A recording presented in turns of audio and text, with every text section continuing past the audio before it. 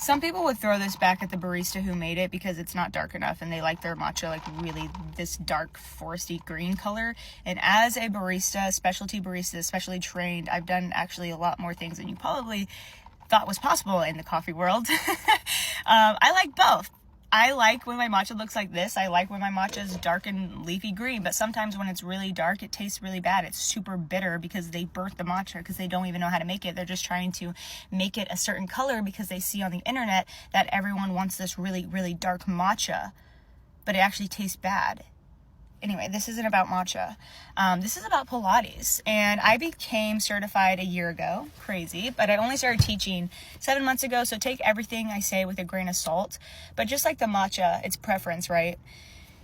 Yes, there's a repertoire of classical Pilates movements. And I'm not going to jump on this Pilates pleasing train. I'm not. And I don't really want to enter that conversation. But as an instructor, I've been thinking about it. And I kind of just want to rant on about it. This video is going to be a little long because I've already tried to do it. And it's been 4 minutes each time.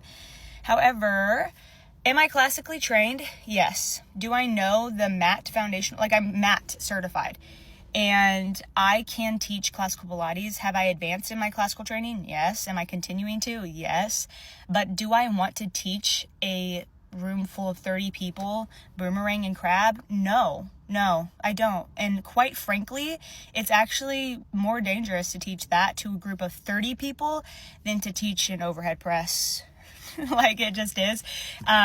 So know your why. If you are a new instructor, this is what I would say to you. Know your why and stand 10 toes down on it. My why to becoming a Pilates instructor was not to teach classical Pilates. It just wasn't. I appreciate the repertoire so much and I do love it, but that's not why I became a Pilates instructor. I became one because I wanted to learn a mat foundational based program that I could bring my own methodology into a group fitness class, because I want people to leave with a feeling of accomplishment, of confidence, of being stronger. If you've ever taken a group class, it happens to me mostly in spin. This is why I won't ever teach spin, because it's my thing. Like, it gives so much back to me that I don't ever want to teach it. But I have sobbed my eyes out in spin classes specifically. And it's harder to do that in a lifting or sculpt class because whatever, but I can still give people a feeling. Anyway, my whole gist is no, I didn't become a certified classical Pilates instructor to teach classical Pilates. I became one because I want people to have a feeling that I have felt before, and I want people to feel accomplished. And sometimes if I taught even jackknife, people don't leave feeling accomplished. Do I think studios need a better description of their classes? 100%. But I am not a studio owner. If your class says Pilates and we're doing mountain climbers and jumping jacks and jump squats, yeah, I think personally that should be in the description.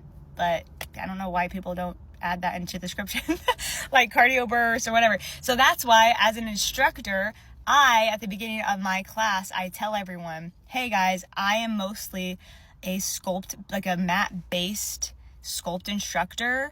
I bring in classical Pilates movements, but we are doing mountain climbers in here. We are going to jump squat. If you don't like doing that, take it slow knee drives, don't jump. Like I tell you at the beginning of the class, because the class description sometimes doesn't do a good job of that. So that's the only thing, like, in the Pilates policing world, yeah, I wish was different.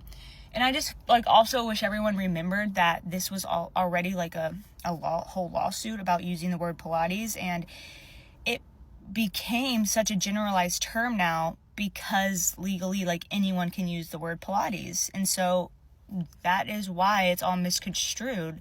People can name a sculpt class a Pilates class, and we just need better descriptions on the class names and the class descriptions. Absolutely.